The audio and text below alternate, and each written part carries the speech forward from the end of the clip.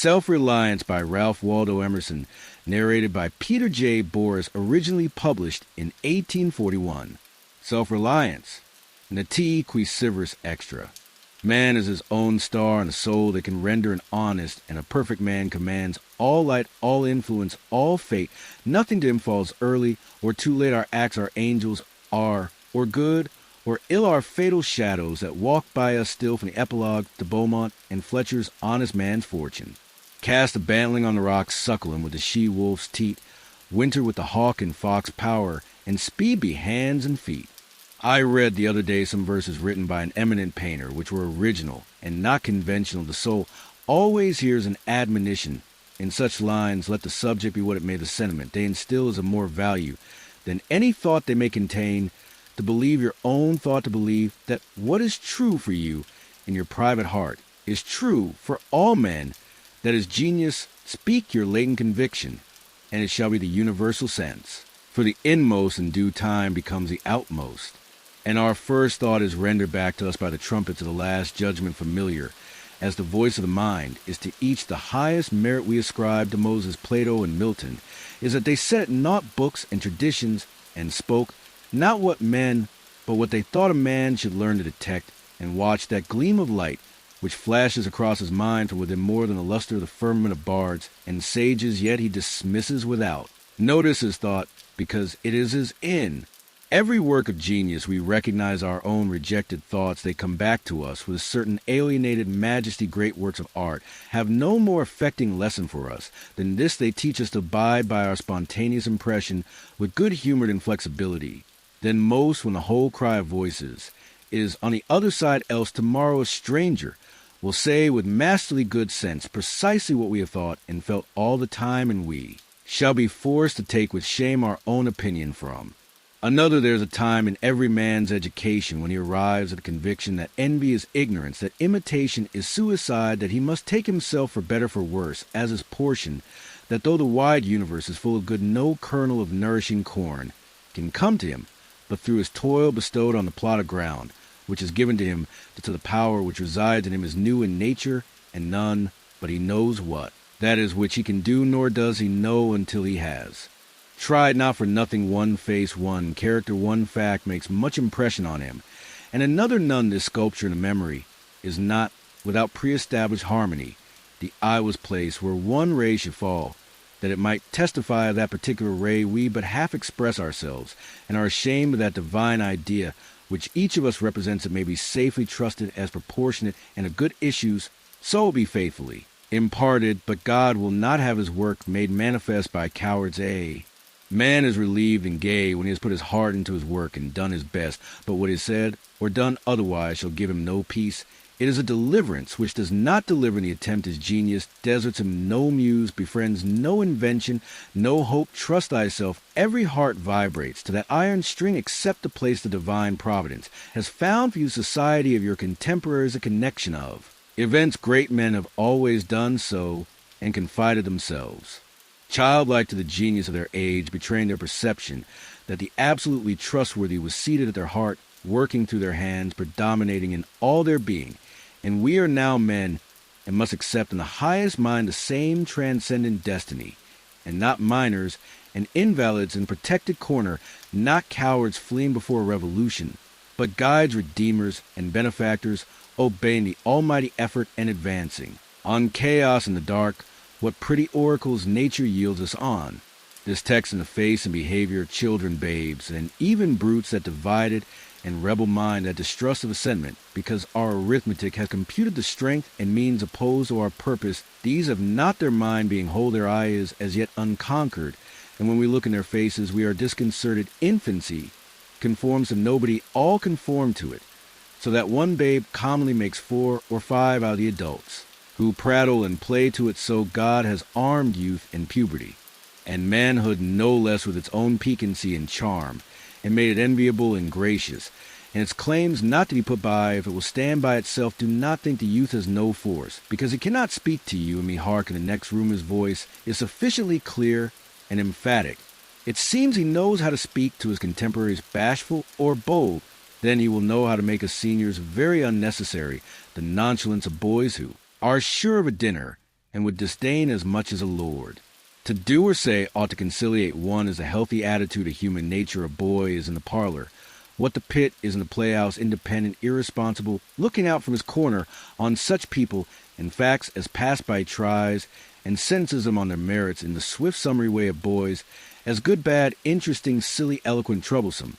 He cumbers himself never about consequences, about interests he gives an independent, genuine verdict. You must court him. He does not court you, but the man is as it were clapped into jail by his consciousness as soon as he has once acted or spoken with a claw. He is a committed person watched by the sympathy or the hatred of hundreds whose affections must now enter into his account. There is no Lethe for this, that he can pass again into his neutrality, who can thus avoid all pledges, and having observed, observe again from the same unaffected, unbiased, unbribable, unaffrighted. Innocence must always be formidable. He would utter opinions on all. Passing affairs which being seen to be not private but necessary would sink like darts into the ear of men, and put them in fear. These are the voices which we hear in solitude, but they grow faint and inaudible as we enter into the world. Society everywhere is in conspiracy against the manhood of every one of its members. Society is a joint stock company in which the members agree for the better securing of his bread to each shareholder to surrender the liberty and culture of the eater the virtue. In most requests of conformity, self-reliance is a diversion. It loves not realities and creators, but names and customs. Whoso would be a man must be a nonconformist. He who would gather immortal palms must not be hindered by the name of goodness, but must explore.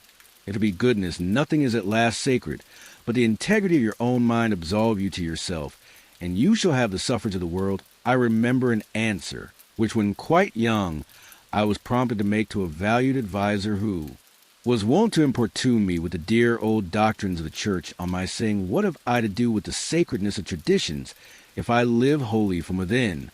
My friend suggested, but these impulses may be from below, not from above. I replied, they do not seem to me to be such, but if I am the devil's child, I will live then from the devil. No law can be sacred to me, but that of my nature. Good and bad are but names very readily transferable to that. Or this, the only right is what is after my constitution. The only wrong, what is against a man, is to carry himself in the presence of all opposition, as if everything were titular and ephemeral, but he I am. Ashamed to think how easily we capitulate to badges and names, to large societies and dead institutions, every decent and well-spoken individual affects and sways me more than is right. I ought to go upright and vital, and speak the rude truth in all ways of malice and vanity. With a code of philanthropy shall that pass, if an angry bigot assumes this bountiful cause of abolition, and comes to me with his last news from Barbados? Why should I not say to him, go love thy infant, love thy woodchopper be? Good-natured and modest, have that grace, and never varnish your hard, uncharitable ambition with this incredible tenderness. For black folk 1,000 miles off thy love afar, espite a home rough and graceless, would be such greeting. But truth is handsomer than the affectation of love. Your goodness must have some edge to it, else it is none. The doctrine of hatred must be preached as the counteraction of the doctrine of love, when that pules and winds eye. Shun father and mother and wife and brother. When my genius calls me, I would write on the lintels of the doorpost whim, I hope it is somewhat better than whim at last. But we cannot spend a day in explanation. Expect me not to show cause why I seek or why I exclude company. Then again, do not tell me as a good man did today of my obligation, to put all poor men in good situations. Are they my poor? I tell thee, thou foolish philanthropist, that I grudge the dollar, the dime, the cent I give to such men as do not belong to me, and to whom I do not belong. There is a class of persons to whom by all spiritual affinity I am bought and sold. For them I will go to prison if need be. But your miscellaneous popular charities, the education at college of fools, the building of meeting houses, the vain end to which many now stand, alms to sots, and 1,000-fold relief societies. Though I confess with shame, I sometimes succumb and give the dollar. It is a wicked dollar which by and by I shall have. The manhood to withhold virtues are in the popular estimate rather the exception than the rule. There is the man and his virtues. Men do what is called a good action as some piece of courage or charity, much as they would pay a fine in expiation of daily non-appearance on parade. Their works are done as an apology or extenuation of their living in the world as invalids, and the insane pay a high board. Their virtues are penances I do not wish to expiate, But to live my life is for itself and not for a spectacle. I much prefer that it should be of A, lower strain, so it be genuine and equal than that it should be glittering and unsteady. I wish it to be sound and sweet, and not to need diet. And bleeding I ask primary evidence that you are a man, and refuse this appeal from the man to his actions. I know that for myself it makes no difference whether I do or forbear those actions which are reckoned excellent. I cannot consent to pay for a privilege where I have intrinsic right few and mean as my gifts may be I actually am and do not need for my own assurance or the assurance of my fellows any secondary testimony. What I must do is all that concerns me, not what the people think. This rule, equally arduous in actual and in intellectual life, may serve for the whole distinction between greatness and meanness. It is the harder, because you'll always find those who think they know what is your duty better than you know it. It is easy in the world to live after the world's opinion. It is easy in solitude to live after our own, but the great man is he who in the midst of the crowd keeps with perfect sweetness the independence of solitude. The objection to conforming to usages that have become dead to you is that it scatters your force, it loses your time, and blurs the impression of your character. If you maintain a dead church, contribute to a dead Bible society, vote with a great party either for the government or against it, spread your table like base housekeepers under all these screens.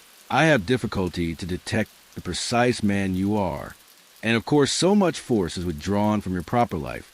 But do your work, and I shall know you do your work, and you shall reinforce yourself. A man must consider what a blind man's buff is, this game of conformity. If I know your sect, I anticipate your argument. I hear a preacher announce for his text and topic the expediency of one of the institutions of his church. Do I not know beforehand that not possibly can he say a new and spontaneous word? Do I not know that with all this ostentation of examining the grounds of the institution, he will do no such thing? Do I not know that he has pledged himself not to look but at one side, the permitted side, not as a man, but as a parish minister? He is a retained attorney, and these airs of the bench are the emptiest affectation. Well, most men have bound their eyes with one or another handkerchief and attached themselves to some one of these communities of opinion. This conformity makes them not false in a few particulars, authors of a few lies, but false in all particulars. Their every truth is not quite true thereto, is not the real to, therefore not the real for, so that every word they say chagrins us, and we know not where to begin to set them right. Meantime, nature is not slow to equip us in the prison uniform of the party to which we adhere. We come to where one cut a face and figure and acquire by degrees the gentlest asinine expression.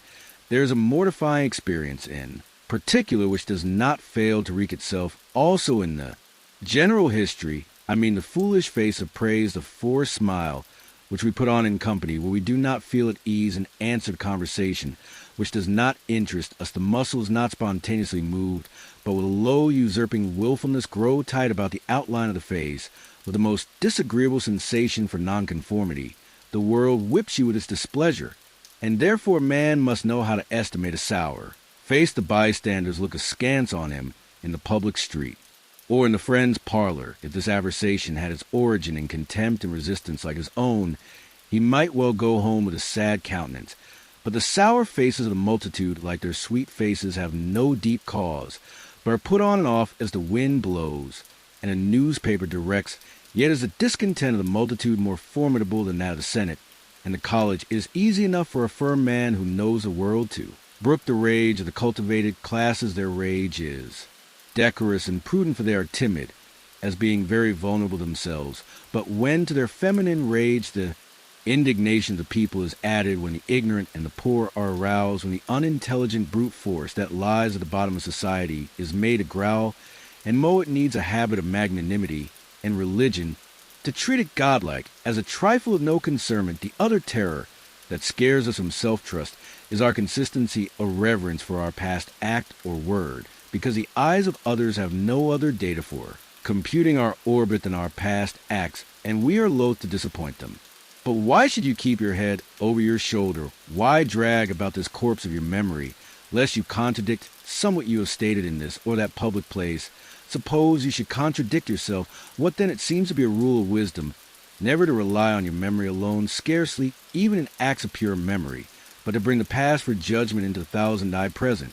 and live ever in a new day in your metaphysics you. Have denied personality to the deity, yet when the devout motions of the soul come yield to them heart and life, though they should clothe God with shape and color, leave your theory as Joseph is coat in the hand of the harlot, and flee a foolish consistency is the hobgoblin of little minds adored by little statesmen and philosophers, and divines of consistency. A great soul has simply nothing to do. He may as well concern himself with his shadow on the wall. Speak what you think now in hard words, and tomorrow speak what tomorrow thinks in hard words. Again, though it contradict everything you said today, also you shall be sure to be misunderstood. Is it so bad then to be misunderstood? Pythagoras was misunderstood, and Socrates and Jesus, and Luther and Copernicus and Galileo and Newton, and every pure and wise spirit that ever took flesh to be great is to be misunderstood. I suppose no man can violate his nature. All the sallies of his will are rounded in by the law of his being, as the inequalities of Andes and Himalaya are insignificant in the curve of the sphere, nor does it matter how you gauge and try him. A character is like an acrostic or Alexandrian stanza, read it forward, backward, or across. It still spells the same thing. In this pleasing, contrite with life, which God allows me, let me record day by day my honest thought without prospect or retrospect. And I cannot doubt it will be found symmetrical, though I mean it not, and see it not. My book should smell of pines and resound with the hum of insects the swallow over my window should interweave that thread or straw he carries in his bill into my web. Also we pass for what we our character teaches.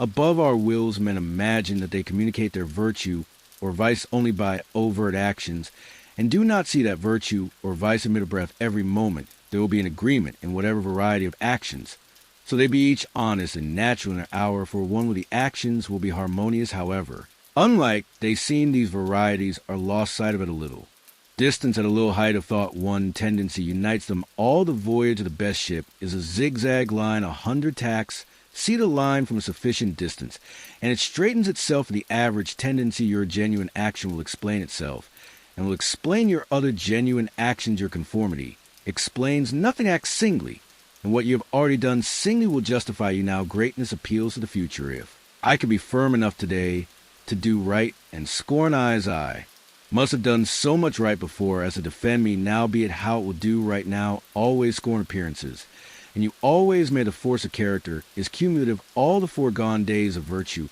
work their health into this, what makes the majesty of the heroes of the Senate, and the field which so fills the imagination, the consciousness of a train of great days and victories behind. They shed an united light on the advancing actor he is, attended as by a visible escort of angels. That is it, which throws thunder into Chatham's voice and dignity, into Washington's port, and America into Adams's. I honor is venerable to us, because it is no ephemeris. It is always ancient virtue. We worship it today, because it is not a day we love it and pay a homage, because it is not a trap for our love and homage, but is self-dependent, self-derived, and therefore an old immaculate pedigree, even as shown in a young person, I hope. In these days we have heard the last of conformity and consistency let the words be gazetted and ridiculous henceforward. Instead of the gong for dinner, let us hear a whistle from the Spartan fife. Let us never bow and apologize more. A great man is coming to eat at my house. I do not wish to please him. I wish that he should wish to please me. I will stand here for humanity, and though I would make it kind, I would make it true. Let us affront and reprimand the smooth mediocrity and squalid contentment of the times, and hurl in the face of custom and trade and office the fact which is the upshot of all history, that there's a great responsible thinker and actor working wherever a man works, that a true man belongs to no other time or place, but as the center of things where he is, there is nature. He measures you in all men and all events. Ordinarily, everybody in society reminds us of someone else or some other person.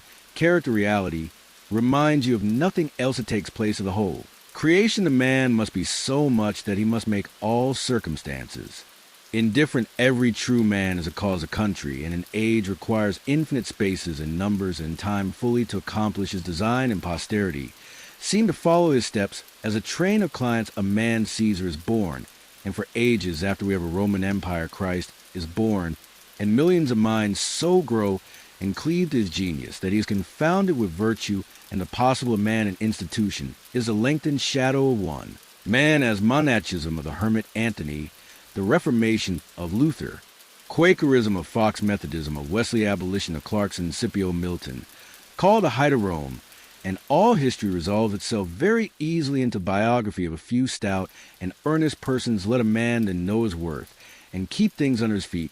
Let him not peep or steal, or skulk up and down with the air of a charity boy, a bastard, or an interloper in the world which exists for him, but the man in the street, finding no worth in himself which corresponds to the force which built a tower or sculpture. The marble god feels poor when he looks on these. To him a palace, a statue, or a costly book have an alien and forbidding air, much like a gay equipage, and seem to say like that, "Who are you, sir?" Yet they all are his suitors for his notice, petitioners to his faculties, that they will come out and take possession of the picture waits for my verdict. It is not to command me, but I am to settle its claims to praise that popular fable of the sod who was picked up dead drunk in the street, carried to the Duke's house, washed and dressed, and laid in the Duke's bed, and on his waking treated with.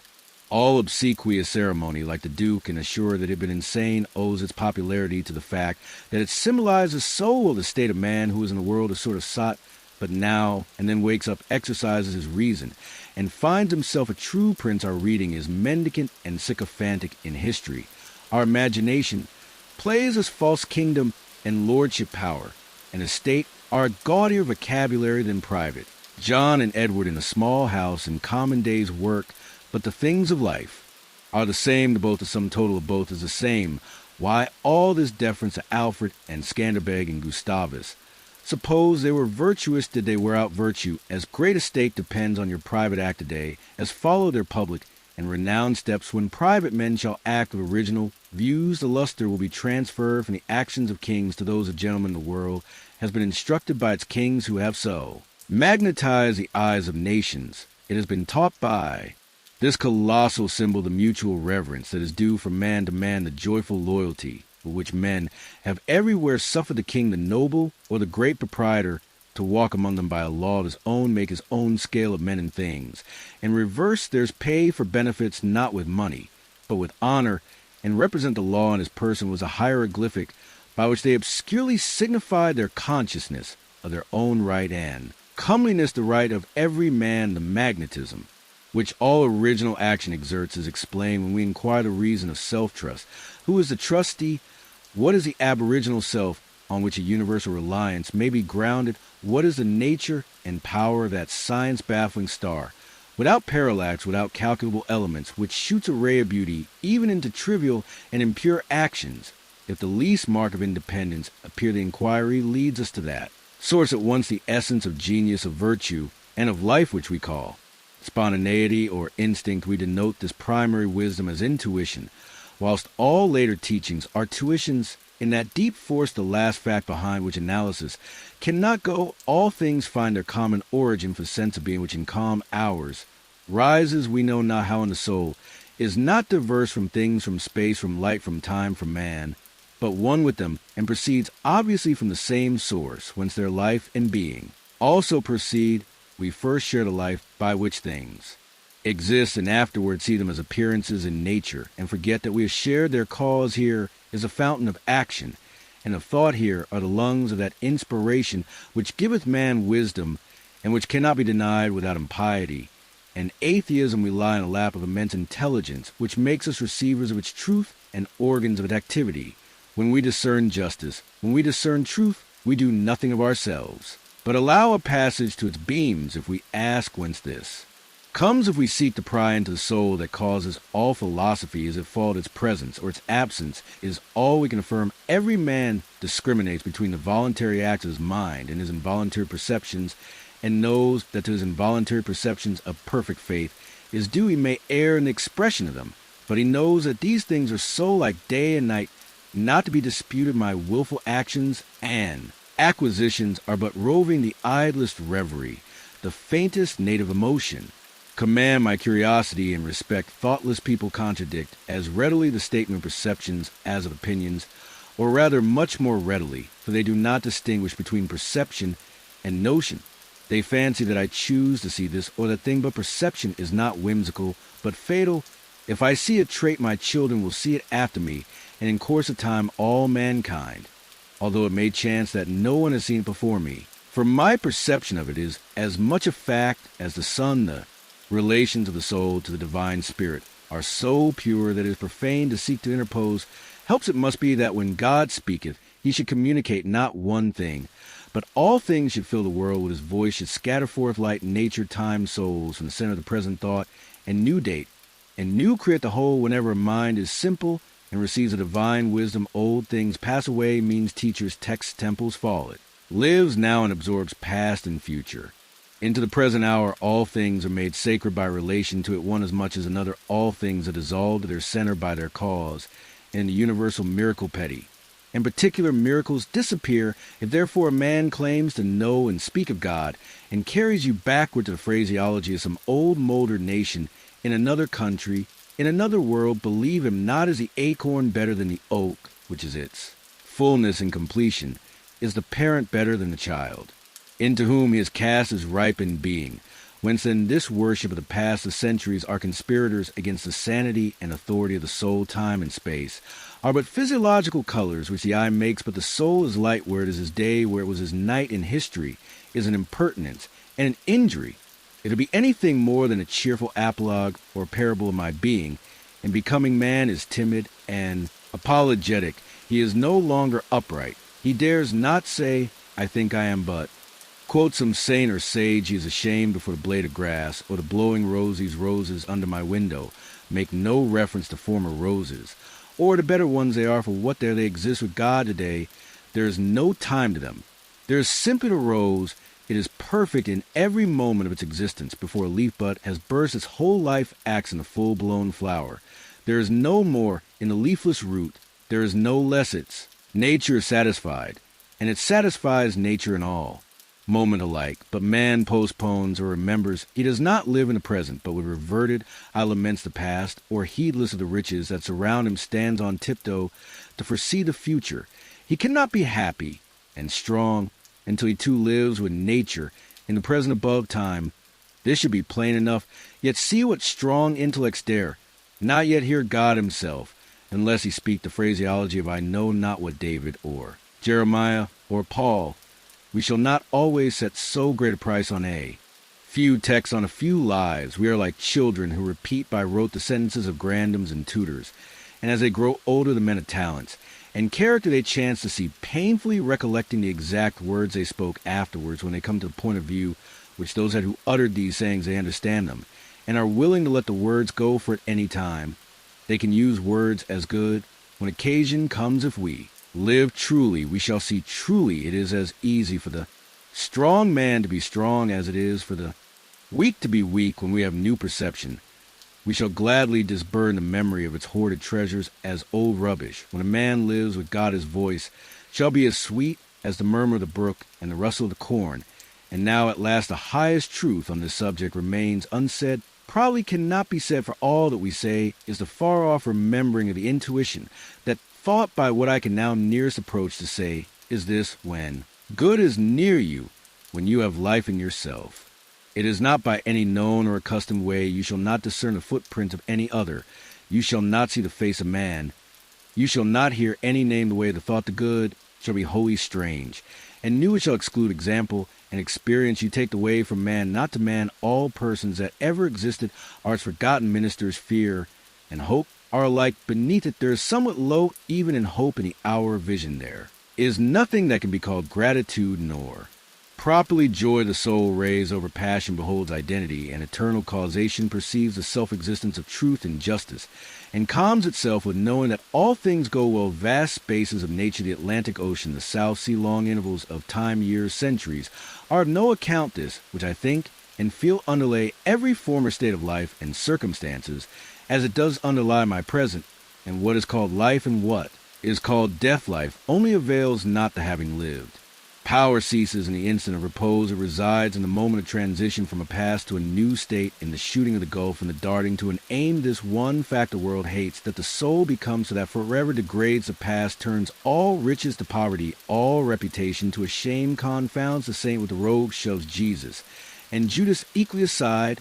Why then do we pray of self-reliance, inasmuch as the soul is present? There will be power not confident, but agent to talk of. Reliance is a poor external way of speak, rather of that which relies because it works, and as to his more obedience than I masters me, though he should not raise his finger round him through universal space. I must revolve by the gravitation of spirits we fancy at rhetoric. When we speak of eminent virtue, we do not yet see that virtue is height, and that a man or a company of men plastic and permeable to principles by the law of nature must overpower and ride all cities, nations, kings rich.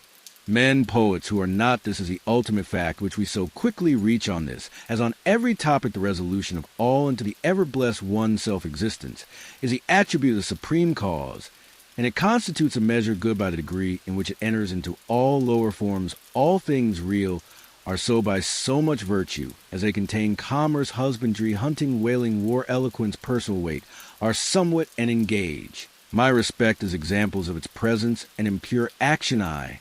See, the same law working in nature for conservation and growth power is in nature the essential measure of right. Nature suffers nothing to remain in her kingdoms which cannot help itself. The genesis and maturation of a planet, its poise, and orbit the bended tree recovering itself from the strong wind of vital resources of every animal and vegetable are demonstrations of the self-sufficing and therefore self-relying soul. Thus all concentrates. Let us not rove, let us sit at home with the cause let. Astun and astonish the intruding rabble of men and books and institutions by a simple declaration of the divine fact, bid the invaders take the shoes from off their feet, for God is here. Within let our simplicity judge them, and our docility to our own law demonstrate the poverty of nature and fortune beside our native riches. But now we are a mob. Man does not stand in awe of man, nor is his genius admonished to stay at home to put itself in communication with the internal ocean, but it goes abroad to beg a cup of water of the urns of other men. We must go alone. I like the silent church before the service begins better than any preaching, how far off, how cool, how chaste the persons look begirt, each one with a precinct or sanctuary. So let us always sit. Why should we assume the fault of our friend, or wife, or father, or child, because they sit around our hearth, or said to have the same blood? All men have my blood, and I have all men's not for. That will I adopt their petulance, or folly even, to the extent of being ashamed of it. But your isolation must not be mechanical, but spiritual. That is, must be elevation. At times the whole world seems to be in conspiracy to importune you with emphatic trifles, friend, client, child, sickness, fear, want, charity. All knock at once at thy closet door, and say, come out unto us. But keep thy state, come not into their confusion. The power men possess to annoy me, I give them by a week. Curiosity no man can come near me, but through my act what we love that we. How but by desire we bereave ourselves of love? If we cannot at once rise to the sanctities of obedience and faith, let us at least resist our temptations. Let us enter into the state of war, and wake Thor and Woden courage and constancy in our Saxon breast. This is to be done in our smooth times. By speaking the truth, check this lying hospitality, and lying affection live no longer to the expectation of these deceived and deceiving. People with whom we converse say to them, O father, O mother, O wife, O brother, O friend, I have lived with you after appearances hitherto, henceforward. I am the truth, be it known unto you, that henceforward I obey no law less than the eternal law. I will have no covenants, but proximities. I shall endeavor to nourish my parents, to support my family, to be the chaste husband of one wife. But these relations I must fill after new and unprecedented way. I appeal from your customs. I must be myself. I cannot break myself any longer for you, or you, if you can love me. For what I am, we shall be happier. If you cannot, I will still seek to deserve that you should. I will not hide my tastes or aversions. I will so trust that what is deep is holy, that I will do strongly before the sun and moon whatever inly rejoices me. And the heart appoints, if you are noble, I will love you. If you are not, I will not hurt you and myself by hypocritical attentions. If you are true, but not in the same truth, with me cleave to your companions, I will seek my own. I do this not selfishly, but humbly and truly. It is alike your interest and mine and all men's, however long we have dwelt in lies, to live in truth. Does this sound harsh today? You will soon love what is dictated by your nature as well as mine. And if we follow the truth, it will bring us out safe at last. But so you may give these friends pain, yes, but I cannot sell my liberty and my power to save their sensibility. Besides, all persons have their moments of reason when they look out into the region of absolute truth, then will They justify me and do the same thing the populace think, that your rejection of popular standards is a rejection of all standard and mere antinomianism, and the bold sensualist will use the name of philosophy to gild his crimes, but the law of consciousness abides. There are two confessionals in one, or the other of which we must be shriven. You may fulfill your round of duties by clearing yourself in the direct or in the reflex way. Consider whether you have satisfied your relations to father, mother, cousin, neighbor, town cat, and dog, whether any of these can upbraid you. But I may also neglect this reflex standard, and absolve me to myself. I have my own stern claims, and perfect circle denies the name of duty to many offices that are called duties. But if I can discharge its debts, it enables me to dispense with the popular code. If anyone imagines that this law is lax, let him keep its commandment one day, and truly it demands something godlike in him who has cast off the common motives of humanity, and has ventured to trust himself for a taskmaster. High be his heart, faithful his will firm. His sight clear, that he may in good earnest be doctrine, society, law to himself, that a simple purpose may be to him as strong as iron necessity is to others.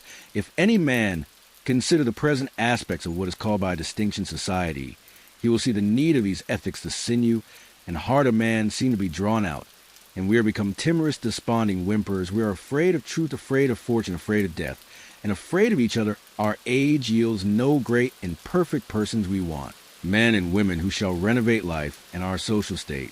But we see that most natures are insolvent, cannot satisfy their own wants, have an ambition out of all proportion to their practical force, and do lean and beg day and night. Continually our housekeeping is mendicant, our arts, our occupations, our marriages, our religion.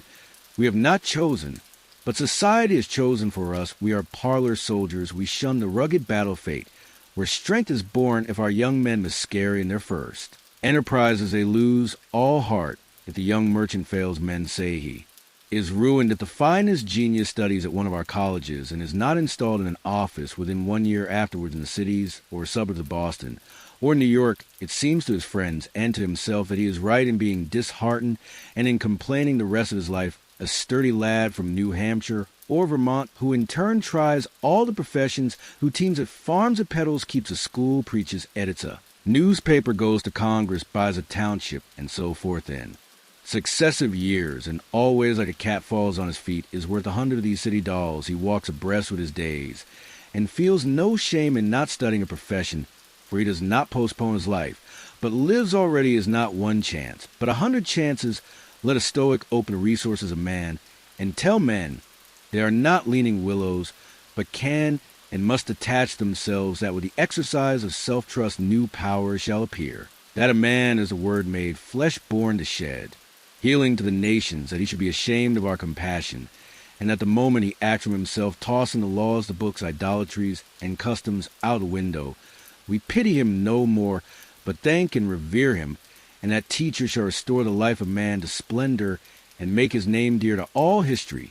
It is easy to see that a greater self-reliance must work a revolution in all the offices and relations of men, in their religion, in their education, in their pursuits, their modes of living, their association, in their property, in their speculative views. One, in what prayers do men allow themselves, that which they call a holy office, is not so much as brave, and manly prayer looks abroad and asks for some foreign addition to come through some foreign virtue, and loses itself in endless mazes of natural and supernatural and mediatorial and miraculous prayer that craves a particular commodity anything less than all good is. Vicious prayer is the contemplation of the facts of life. From the highest point of view, it is the soliloquy of beholding and jubilant soul. It is the Spirit of God pronouncing his works good, but prayer as a means to effect a private end is meanness, and theft that supposes dualism, and not unity in nature and consciousness. As soon as the man is at one with God, he will not beg. He will then see prayer in all action, the prayer of the farmer kneeling in his field to we at the prayer of the rower, kneeling with a stroke of his, or are true prayers heard. Throughout nature, though for cheap ends, Caractacus in Fletcher's Bonduca, when admonished to inquire the mind of the God, audate replies, his hidden meaning lies in our endeavors, our valors, are our best gods. Another sort of false prayers are our regrets, discontent, is the want of self-reliance. It is infirmity of will regret calamities, if you can thereby help the sufferer, if not attend your own work, and already the evil begins to be. repaired our sympathy, is just as base we come to them who weep foolishly and sit down and cry for company instead of imparting to them truth and health and rough electric shocks, putting them once more in communication with their own reason. The secret of fortune is joy in our hands, welcome evermore to God's and men, is the self-helping man. For him all doors are flung wide, him all tongues greet, all honors crown, all eyes follow with desire. Our love goes out to him and embraces him because he did not need it. We solicitously and apologetically caress and celebrate, and because he held on his way and scorn our disapprobation, the gods love him. Because men hated him, to the persevering mortals said Zoroaster, the blessed mortals are swift as men's prayers, are disease of the will, so are their creeds a disease of the intellect. They say with those foolish Israelites, let not God speak to us, lest we die. Speak, thou speak any man with us. And we will obey everywhere I am hindered of meeting God and my brother, because he has shut his own temple doors and recites fables merely of his brothers or his brother's brother's God. Every new mind is a new classification. If it prove a mind of uncommon activity, and power a Locke, a Lavoisier, a Hutton, a Bentham, a Fourier, it imposes its classification on other men, and lo, a new system in proportion to the depth of the thought, and so to the number of the objects it touches, and brings within reach of the pupil, is his complacency, but chiefly is this, apparent in creeds and churches, which are also classifications of some. Powerful mind acting on the elemental thought of duty, and man's relation to the highest, such as Calvinism, Quakerism, Swedenborgianism, animal magnetism, and phrenology, and the new terminology, as a girl who has just learned botany in seeing a new earth and new seasons. Thereby it will happen for a time that the pupil will find his intellectual power has grown by the study of his master's mind, but in all unbalanced. Minds of classification is idolized passes for the end and not for speedily. Exhaustible means, so that the walls of the system blend to their eye in the remote horizon with the walls of the universe. The luminaries of heaven seem to them hung on the arch their master built. They cannot imagine how you aliens have any right to see how you can see. It must be somehow that you stole the light from us. They do not yet perceive that light, unsystematic, indomitable, will break into any cabin, even into theirs. Let them chirp a while, and call it their own if they are honest, and do well. Presently their neat new pinfold will be too straight, and low will crack, will lean, will rot and vanish, and the immortal light, all young and joyful, million-orbed, million-color, will beam over the universe, as on the first morning. Too it is for want of self-culture that the superstition of traveling, whose idols are Italy, England, Egypt, retains its fascination for all educated Americans.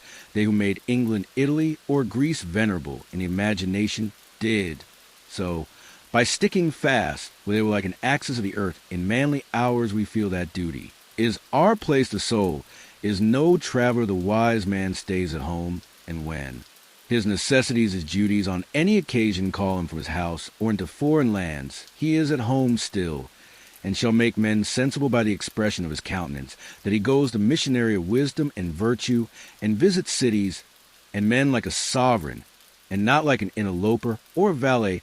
I have no churlish objection to the circumnavigation of the globe for the purposes of art, of study, and benevolence, so that the man is first domesticated, or does not go abroad with the hope of finding somewhat greater than he knows. He who travels to be amused, or gets somewhat which he does not carry, travels away from himself, and grows old even in youth among old things. In Thebes and Palmyra his will and mind have become old and dilapidated, as he carries ruins to ruins. Traveling is a fool's paradise. Our first journeys discovered to us the indifference of places at home. I dream that at Naples, at Rome, I can be intoxicated with beauty, and lose my sadness. I pack my trunk, embrace my friends, embark on the sea, and at last wake up in Naples, and there beside me is a stern fact, a sad self, unrelenting, identical, that I fled from. I seek the Vatican and the palaces. I affect to be intoxicated with sights and suggestions, but I am not intoxicated. My giant goes with me wherever I go free,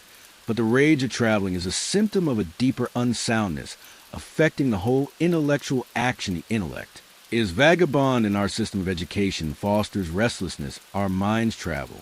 When our bodies are forced to stay at home, we imitate. And what is imitation but the traveling of the mind? Our houses are built with foreign taste. Our shelves are garnished with foreign ornaments. Our opinions, our tastes, our faculties lean and follow the past and the distant. The soul created the arts wherever they have flourished. It was his own mind that the artist sought as model. It was an application of his own thought to the thing to be done and the conditions to be observed and why need. We copy the Doric or the Gothic model. Beauty, convenience, grandeur of thought, and quaint expression are as near to us as to any, and if the American artist will study with hope and love the precise thing to be done by him, considering the climate, the soil, the length of the day, the wants of the people, the habit and form of the government, he will create a house in which all these will find themselves fitted, and taste and sentiment will be satisfied. Also insist on yourself never imitate your own gift. You can present every moment with the cumulative force of a whole life's cultivation, but of the adopted talent of another you have only an extemporaneous half-possession, that which each can do best none. But his maker can teach him no man, yet knows what it is nor until that person has exhibited it.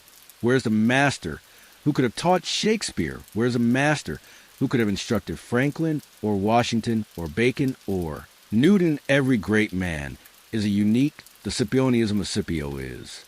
Precisely that part he could not borrow Shakespeare will never be made by the study of Shakespeare. Do that which is assigned you, and you cannot hope too much or dare too much. There is at this moment for you an utterance brave and grand, as that of the colossal chisel of Phidias or trowel of the Egyptians, or the pen of Moses or Dante, but differ from all these not possibly with a soul all rich, all eloquent, with thousand cloven tongue deign to repeat itself. But if you can hear what these patriarchs say, surely you can reply to them in the same pitch of voice, for the ear and the tongue are two organs of one nature. Abide in the simple and noble regions of thy life, obey thy heart, and thou shalt reproduce the full world again. For as our religion, our education, our art look abroad, so does our spirit of society. All men plume themselves on the improvement of society, and no man improves society, never advances, it recedes. As fast on one side as it gains on the other, it undergoes continual changes. It is barbarous, it is civilized, it is Christianized, it is rich, it is scientific. But this change is not amelioration, for everything that is given something is taken. Society acquires new arts and loses old instincts. What a contrast between the well-clad, reading, writing, thinking American with a watch, a pencil, and a bill of exchange in his pocket, and the naked New Zealander whose property is a club, a spear, a mat, and an undivided 20th of a shed to sleep under. But compare the health of the two men, and you shall see that the white man has lost his aboriginal strength. If the traveler tell us truly, strike the savage with a broad axe, and in a day or two the flesh shall unite, and heal as if you struck the blow into soft pitch, and the same blow shall send the white to his grave. The civilized man has built a coach, but has lost the use of his feet. He is supported on crutches, but lacks so much support of muscle. He has a fine Geneva watch, but he fails of the skill to tell the hour by.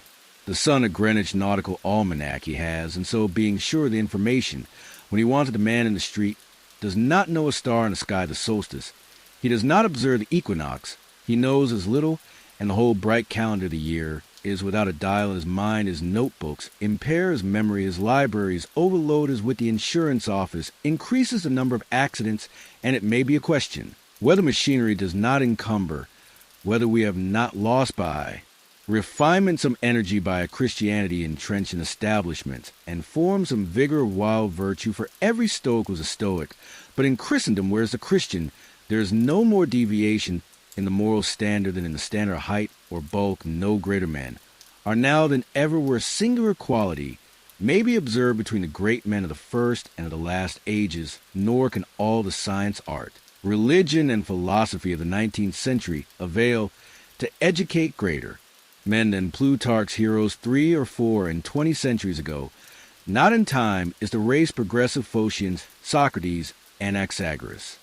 Diogenes are great men, but they leave no class. He who is really of their class will not be called by their name, but will be his own man, and in his turn the founder of a sect. The arts and inventions of each period are only its costume, and do not invigorate men. The harm of the improved machinery may compensate its good Hudson, and Bering accomplished so much in their fishing boats as to astonish Perry and Franklin, whose equipment exhausted. The resources of science and art. Galileo with an opera glass discovered a more splendid series of celestial phenomena than anyone since Columbus found the New World in an undecked boat.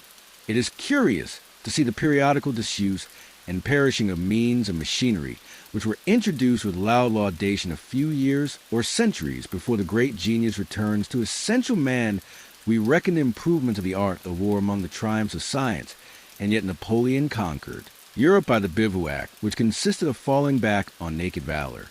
And disencumbering of all aids, the emperor held it impossible to make a perfect army, says Las Casas, without abolishing our arms magazines, commissaries, and carriages, until in imitation of the Roman custom the soldier should receive a supply of corn grinded in his hand mill, and bake his bread himself. Society is a wave, the wave moves onward, but the water of which it is composed does not, the same particle does not rise. From the valley to the ridge, its unity is only phenomenal. The persons who make up a nation today, next year die, and their experience dies with them. And so the reliance on property, including the reliance on governments, which protect it, is the one of self-reliance. Men have looked away from themselves and a thing so long that they have come to esteem the religious, learned, and civil institutions as guards of property, and they deprecate assaults on these. Because they feel them to be assaults on property, they measure their esteem of each other by what each has and not by what each is. But a cultivated man becomes ashamed of his property out of new respect for his nature. Especially, he hates what he has if he see that it is accidental, came to him by inheritance or gift or crime. Then he feels that his not having it does not belong to him, has no root in him, and merely lies there, because no revolution or no robber takes it away. But that which a man is does always by necessity acquire, and what the man acquires is living property, which does not wait the beck of rulers or mobs or revolutions or fire or storm or bankruptcies, but perpetually renews itself wherever the man breathes. Thy lot or portion of life, said the Caliph Ali, is seeking after thee. Therefore be at rest from seeking after our dependence on these foreign goods, leads us to our slavish respect for numbers. The political parties meet in numerous conventions, the greater the concourse, and with each new uproar of announcement, the delegation from Essex the Democrats, from New Hampshire the Whigs, of Maine the young patriot feels himself stronger than before by a new thousand of eyes and arms, and like man of the reformers summon conventions and vote and resolve in multitude.